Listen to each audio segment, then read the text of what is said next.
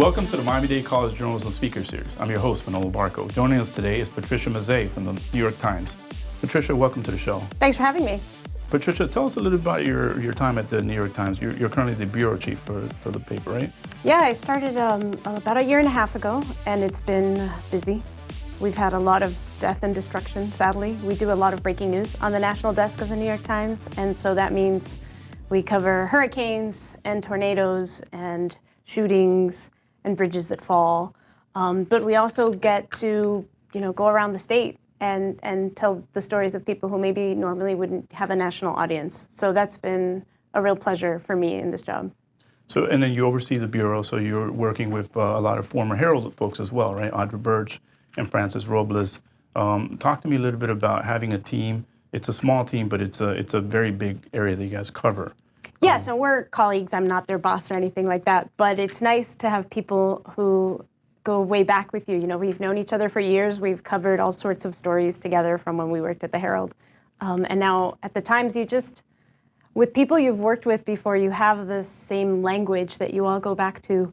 You've all been trained the same way. The Miami Herald still has this philosophy of when there's a big breaking story, you just throw everything at it, right? And everybody drops everything they're doing and chases the breaking story. And I think that's how Audra and Frenchie and I work together here. When there's a big story in Florida, it's all hands on deck and we all help each other out.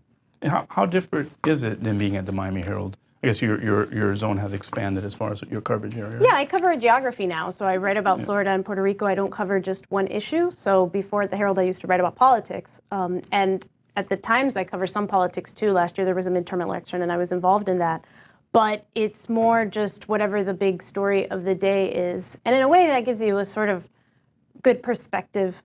When you're just covering politics, it's very easy to get caught up in the day-to-day, whatever the latest driving the day scandal is. And then if you're in the middle of an election, you have to cover a hurricane, right? It shifts your perspective as to, this is really important and it's happening and affecting a lot of people's lives, and we can stay away from the Twitter alerts for a while and write about something else that it also really matters.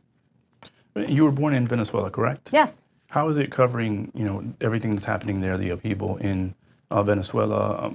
It's hard probably not to be personal for you in some ways. I'm not, obviously you're objective. Well, I don't cover it in my job, and at the Herald I occasionally had to pitch in, mostly because the Venezuela story, like the Cuba story and the Haiti story, are local stories in Miami and South Florida, right? We have the biggest population of Cubans outside of Cuba, of Haitians outside of Haiti, and of Venezuelans outside of Venezuela. So at the Times, I've really only had to write about sort of the Venezuelan American community here and how it might be affected by policy that the U.S. gets involved in or doesn't, how it might affect American politics to have Venezuelans here.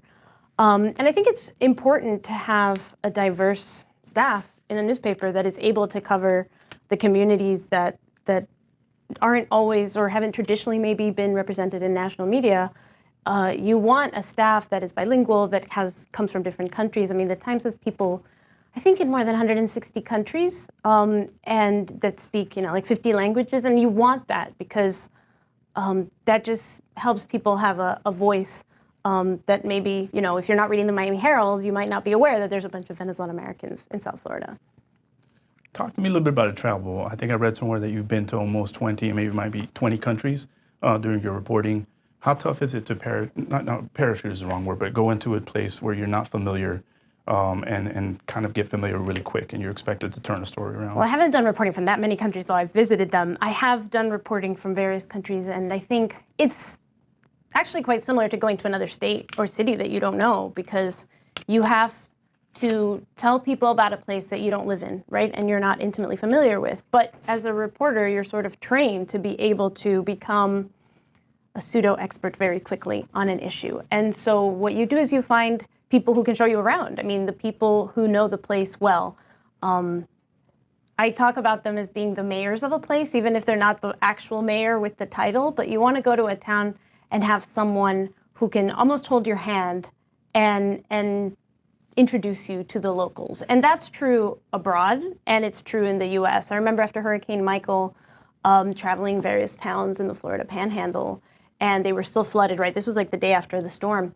And in one of them, we came across two women on a golf cart who were making the rounds in this small town to see if all their friends and neighbors were okay. And they saw us, and they saw that we looked sort of like lost reporters, you know, with cameras and stuff.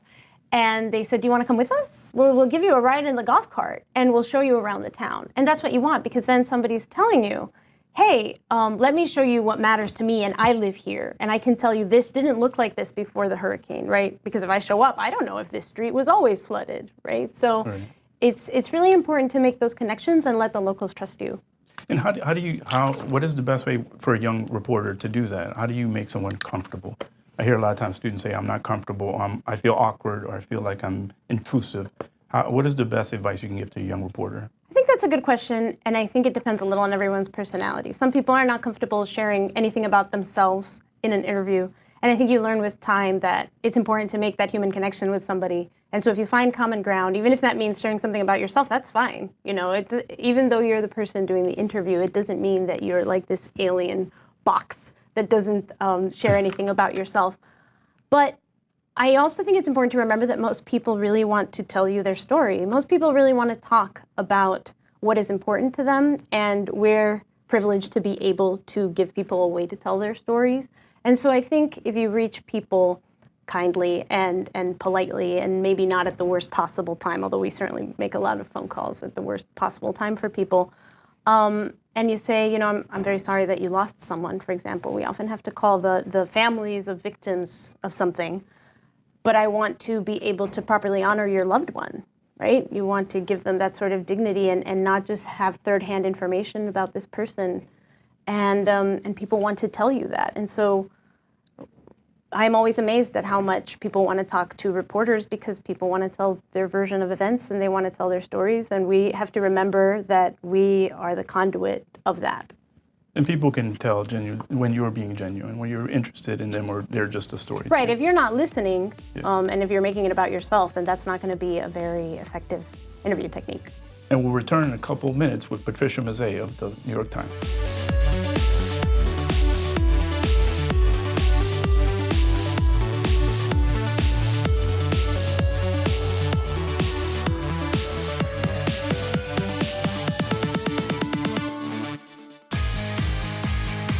Start your story at MDC. Be analytical.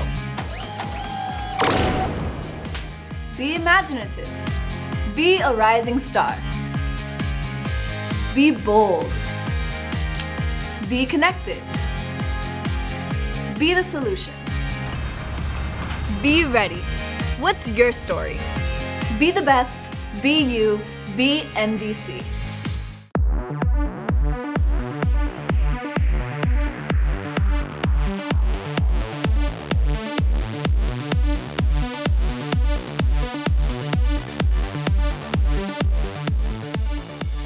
Welcome back to the Miami-Dade College Journals and Speaker Series. I'm Manolo Barco. Today we're here with Patricia Mazzei from New York Times. Patricia, welcome back.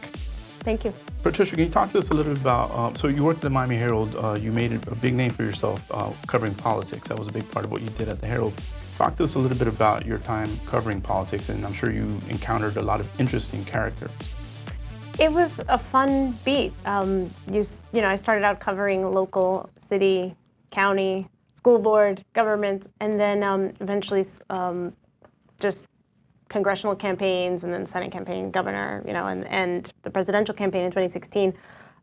It was a really busy time. We had a lot of candidates coming down here, and at some point, you know, every reporter was covering a candidate visiting in town. Even if they weren't covering politics, we were just sort of dividing and conquering. And because we had a couple of Florida candidates running for the Republican nomination, the paper invested in sending me to Iowa and New Hampshire to cover Marco Rubio and Jeb Bush. And that helped sort of tell our readers who knew these men from the start of their political careers what the rest of the country was seeing them as, what they were learning about them. And it felt like a great way to tie the presidential race that was like a big national story to the local audience and the local paper. How tough is it keeping, you know, a lot of people, a lot of time, for example, I'll give you an example. One of our students, he's into politics. And he when he first started with us, he would tweet stuff about politics. And we're like, you know, this is something that you could be covering. You know, this is probably not a good practice for you to have. How tough is it to remain unbiased and not having a perspective on a particular thing? I mean, I'm a reporter first, I don't care, nobody cares what I think about matters of policy, nor do I really. I mean, what matters is what the policymakers and people running for office think. And as a reporter, your credibility lies on being able to write those stories and report them accurately. And so, whatever you're going to tweet or put on Facebook, if you're choosing to be a reporter, you choose to give up that part of you that is just going to say whatever you want on social media, because it doesn't help you. I think everybody comes with their own stories and biases, and what's important as a reporter is to be able to report fairly and accurately and give people a chance to say what they have to say, regardless of what your personal history is or your personal ideas. I don't write opinion columns. I don't write editorials. I am there to sort of analyze, based on my experience, what a person running for office is saying, but it's just not my place to say what I think, and nobody's electing me for anything. Doesn't matter, So you went to the University of Miami, right? Yeah. Can you tell us about your time there? How was that experience? What are some of your biggest learning experiences that you had? Well, I didn't know I wanted to be a reporter, so I figured that out while I was a student there, because the college paper was hiring reporters, and I thought this might be fun, and I needed an on-campus job. And it was just a great way to find out about the university. You felt like you knew what was going on at a much more granular level than I was before I was in the school paper. It gives you an excuse to go up to someone and ask questions and be curious. I always say that I get paid to be nosy. That is my job, and it's great because people know that that's an important part of our society and of keeping institutions accountable. And so I could just go up to an administrator at the university who otherwise I would have never talked to and ask them important questions about what was going on at the school. So that's where I got bitten by the bug working as a student journalist, and then picked up a minor in print journalism and started, freelancing while I was still a student, and that's how I got started. What are some of the stories you wrote? What are topics that you wrote about where you Well, Facebook was just getting started at the time, and it was only for college students, and it was a real learning curve for people to realize that all their information was online and public to anybody who had access to it. And we wrote a pretty big story about people sort of breaking campus rules and posting pictures about it on the internet, and then us writing about it. And it was a real important legal question about, can we report on this? It's students' privacy, but it's online, so of course we could. We were absolutely within our rights to do it, but the kids involved didn't know.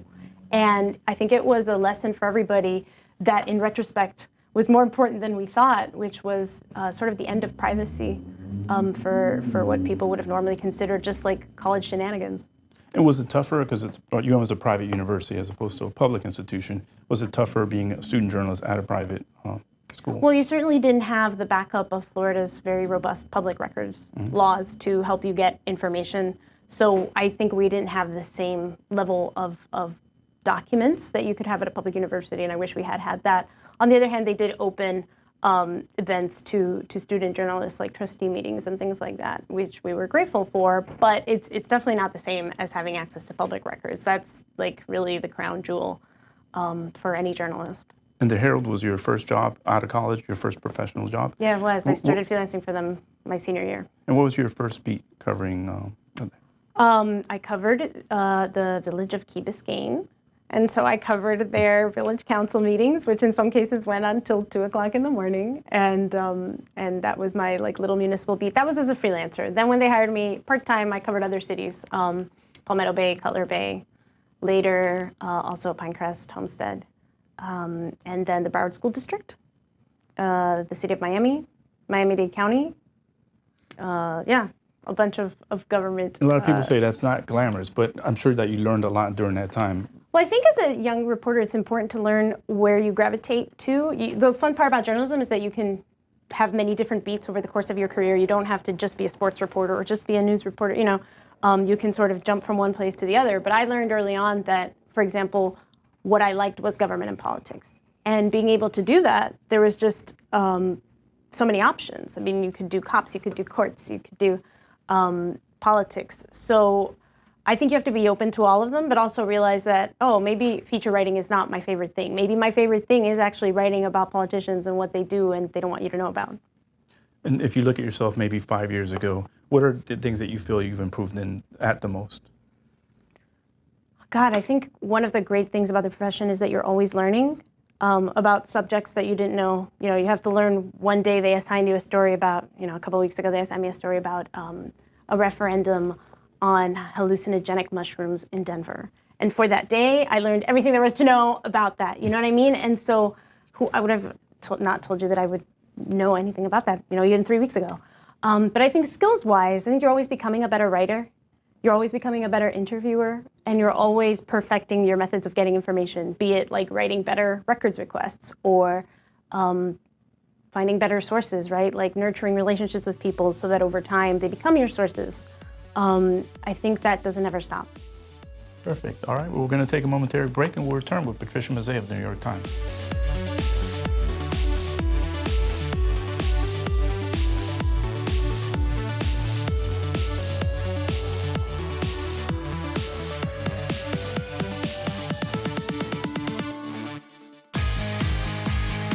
Start your story at MDC.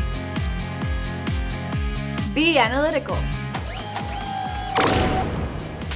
Be imaginative. Be a rising star.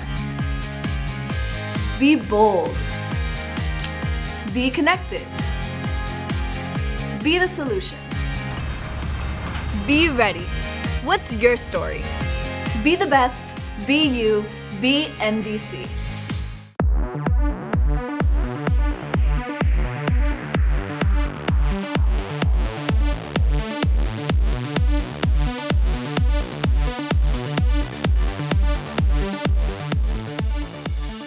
Welcome back to the Miami-Dade College Journalism Speaker Series. I'm Manolo Barco.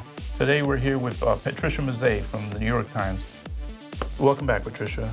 Can you tell us a little bit about how you keep yourself motivated and fresh? It's a career that could be very rigorous, and talk to us a little bit about that. Yeah, I think burnout is a real problem in reporting, especially when you cover a lot of dismal stories where there's just a lot of sadness involved in tragedy, which is a lot of what we do in breaking news, unfortunately. And I think it's important that editors and managers in general are aware of that and give people sort of the time and space to recover after big stories.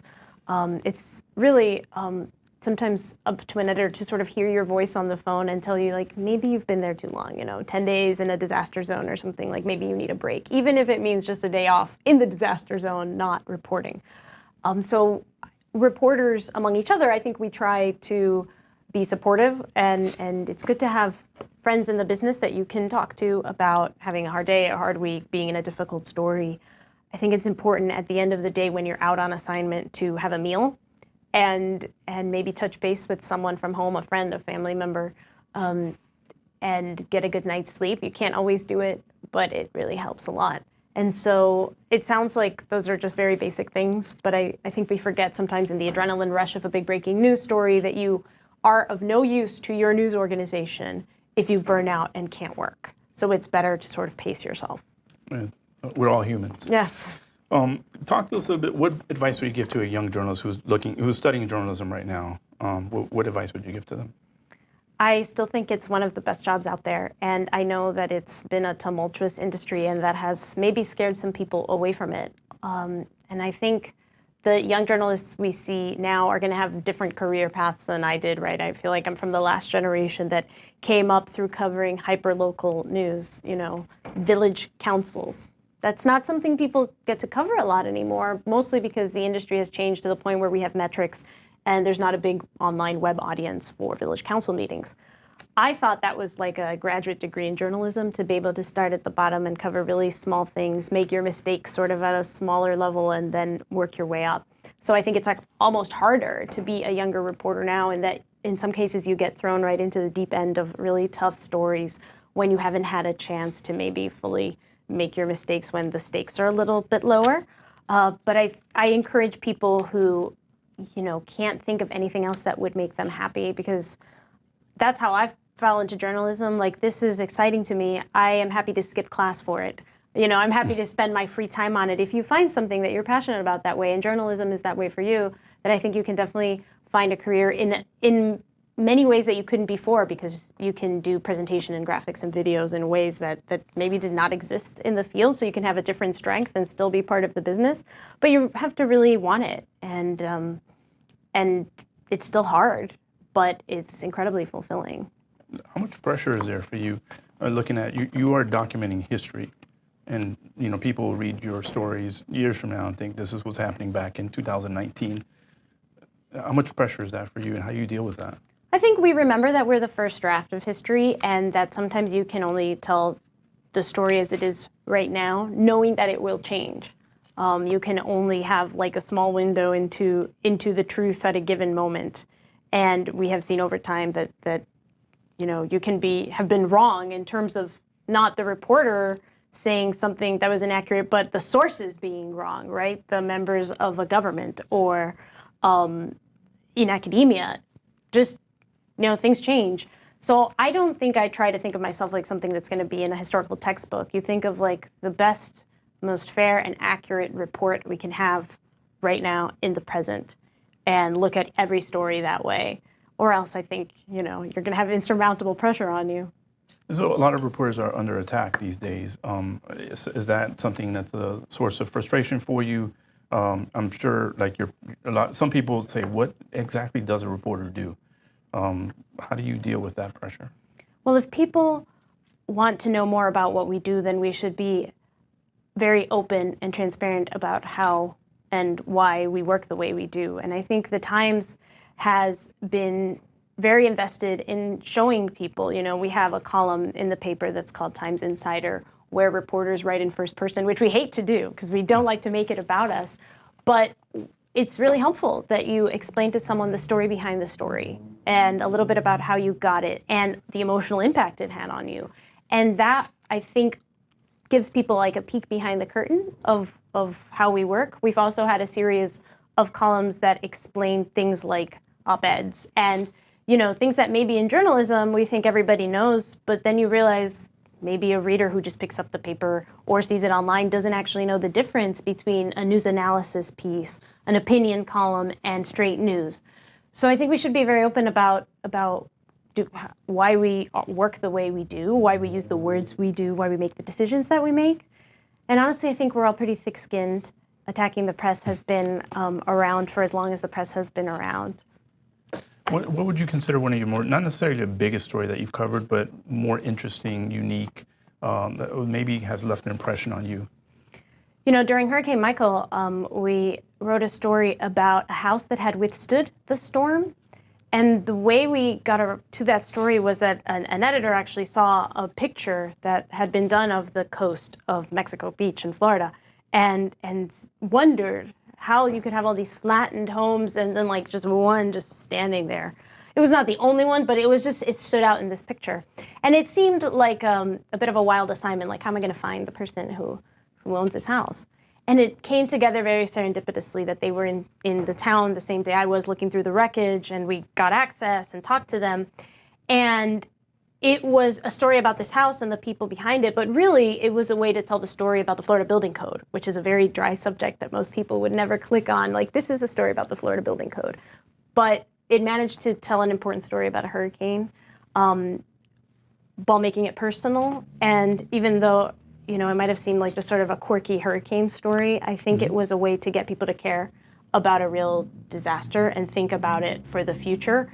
That just attracted a lot of readers, and I think that's important because you don't want to write a story that nobody reads. So you humanized it. Yeah. Can you talk to us about maybe the biggest mistake that you've made? Maybe biggest is the wrong way to phrase that. Maybe a mistake that you've made and what you learned from it. A lot of times, our mistakes are our biggest teachers. So talk to me a little bit about that and what you learned from a mistake maybe that you made. I'm trying to think of a specific example. I remember thinking early on as a reporter that I had to be sort of standoffish with people, even in like confrontational interviews. And we do a lot of those. But I think over time you learn how to preserve the relationship you have with someone professionally, even while still asking them the tough questions. When you're a beat reporter and you're covering a government, for example, it does you no use if in your first week you upset, the manager of the city that you're covering. And I think I had to just learn that by doing it, that I can ask you difficult questions, that's my job, and your job is to answer them or not answer them, and the person can choose not to answer, which is very frustrating for you as a reporter. But you have to accept that and keep covering the beat and not let it become alienating, because if not, you're not serving your readers if you can't, keep going to city council meetings because they kick you out. So I don't have a specific example, but I think just the knowledge that you have to manage these relationships in a way that we're all professionals here, and my questions you might not like, but I'll come back with more questions tomorrow, and that's okay. Perfect. Well, thank you, Patricia, for Thanks joining for us having today. And audience, thank you for joining us, and we'll see you next time on MDC Journalism Speaker Series. Thank you for watching.